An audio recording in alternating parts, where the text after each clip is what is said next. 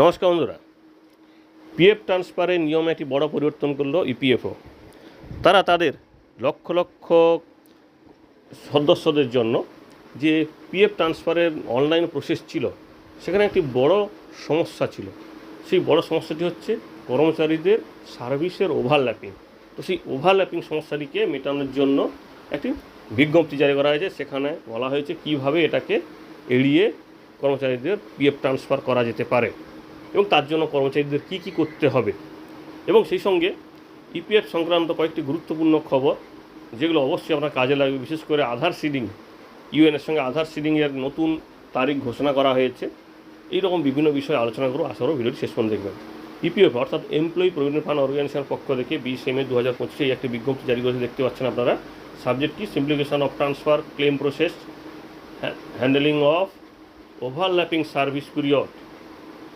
অর্থাৎ 20 মে 2025 যে বিজ্ঞপ্তি জারি করা হয়েছে, সেখানে বলা হয়েছে পূর্বে অনেক পিএফ ট্রান্সফারের ক্ষেত্রে এই ওভারল্যাপিংয়ের কারণে তাদের পিএফ ট্রান্সফার বা অন্যান্য যে তথ্যের যে ট্রান্সফারের ক্ষেত্রে সমস্যা হতো। তো এই ওভারল্যাপিং কথাটা বারবার আসছে। ওভারল্যাপিং সমস্যাটা কী? বলা হচ্ছে কোনো কর্মচারী যখন একটি সংস্থা থেকে ট্রান্সফারে অপর একটি সংস্থায় জয়েন করছে, তখন দেখা যাচ্ছে পূর্বের সংস্থার শেষ দিন আর নতুন সংস্থার প্রথম দিনটা একই হয়ে যাচ্ছে, বা আবারও দেখা যায় যে 2-3 দিন এমন দেখা যাচ্ছে তথ্যে যে দুটি সংস্থাতেই সে চাকরি করেছে। তো এই সমস্যাটি বলা হয় ওভারল্যাপিং। তো আপনি হয়তো জানেন না যে আপনার এইরকম হয়ে আছে, অজান্তেই কিন্তু এই বিষয়টা হয়ে আসছে কোনো না কোনো কর্মচারীর ক্ষেত্রে। তো এই রকম সমস্যা হলে পিএফ ট্রান্সফার ক্ষেত্রে সমস্যা হতে পারে।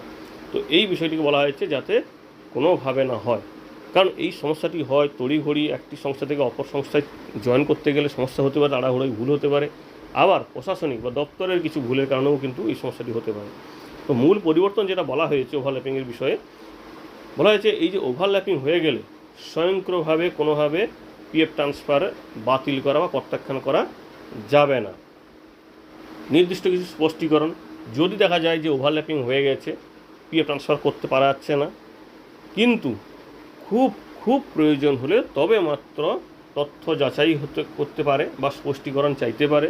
ধরুন কিছু সন্দেহজনক তথ্য বা সন্দেহজনক কিছু কার্যক্রম দেখা যাচ্ছে, সেক্ষেত্রে ইপিএফও অফিস তাদের তথ্য যাচাই করতে পারে। আর একটি বলা হয়েছে একটি নতুন পোর্টাল এবং সেখানে নতুন সফটওয়্যার রাখতে বলা হয়েছে, যেখানে এই তথ্যগুলি সঠিকভাবে আপডেট হয়ে যায়, এই ওভারল্যাপিং সমস্যার জন্য কোনোভাবে না আসে। অর্থাৎ পরিষ্কারভাবে ওভারল্যাপিং হয়ে গেলে সেক্ষেত্রে যদি কোনো সমস্যা না হয়, পিএফ ট্রান্সফার সহজে করে দেওয়ার কথা বলা হয়েছে। ওভারল্যাপিংটাকে যতটা সম্ভব এড়িয়ে যাওয়ার কথা বলা হয়েছে। এবারে বলা হয়েছে যে ইপিএফ সদস্যদের কী করা উচিত, কারণ আপনি তো জানেন না যে আপনার এরকম সমস্যা হয়েছে নাকি। তো সেক্ষেত্রে আপনাকে চেক করতে হবে যে আপনার এইরকম হয়ে আছে নাকি। আপনি আপনার ইউএন পোর্টালে গিয়েও আপনি চেক করতে পারবেন।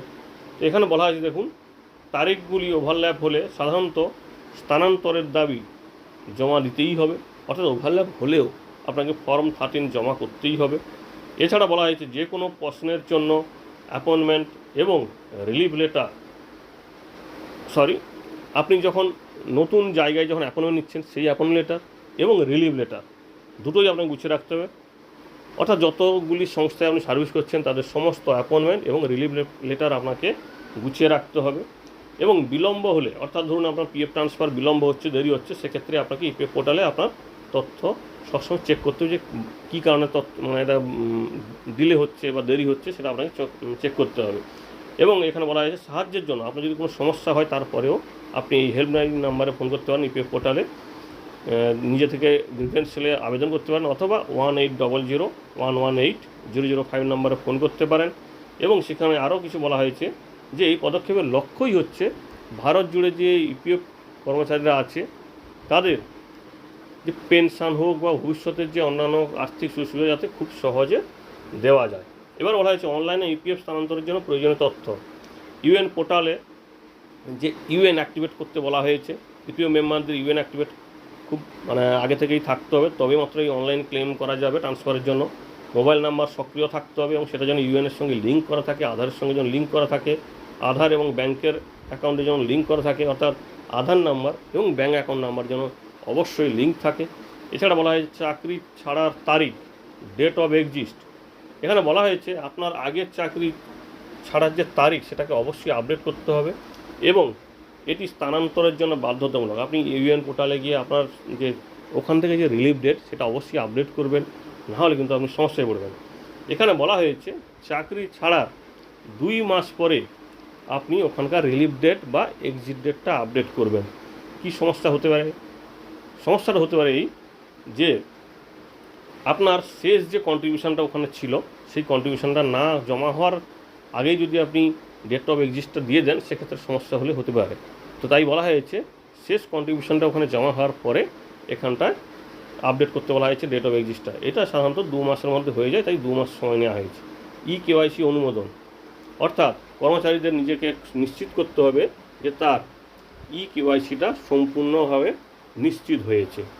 এবং এখানে আরও একটি বিষয়, একক স্থানান্তরের অনুরোধ অবশ্যই একবারই আপনি আবেদন করতে পারবেন, অর্থাৎ আপনার আগের নিয়োগকর্তার কাছে একবারই আপনি ট্রান্সফারের জন্য পিএফ ট্রান্সফারের জন্য আবেদন করতে পারবেন। ব্যক্তিগত তথ্য যাচাই অনলাইনে আবেদন করার আগে আপনার মেম্বার প্রোফাইল যেটা আছে সেখানে গিয়ে সমস্ত তথ্য যাচাই করুন এবং নিশ্চিত করতে হবে যে আপনার সমস্ত তথ্যগুলি ঠিক আছে।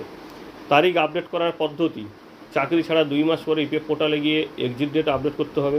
আর সময়ের মধ্যে স্থানান্তরের সুবিধা কী, অর্থাৎ আপনি যদি পিএফটাকে সময়ের মধ্যে স্থানান্তর করেন সেক্ষেত্রে সুবিধাটা কী হবে? অ্যাকাউন্ট নিষ্ক্রিয় হওয়ার ঝুঁকি থাকবে না।